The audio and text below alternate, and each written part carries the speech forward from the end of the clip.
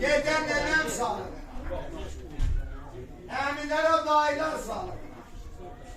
Kardeşler sağlığına Allah saklasın. Ağa Ayhan kardeş balasının sağlığına.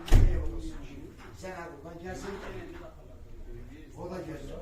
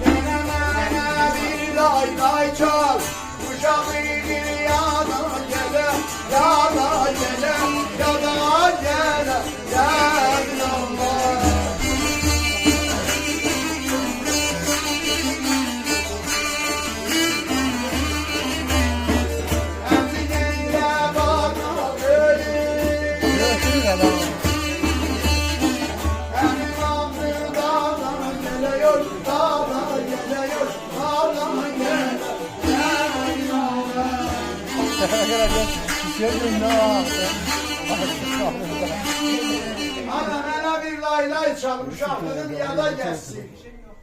Əmzi yelə barmağı yiyir, əmin ağzım dada gəlsin. Buyurun, istəyən olanın sağlığına Ağa Ayhan sağlıq.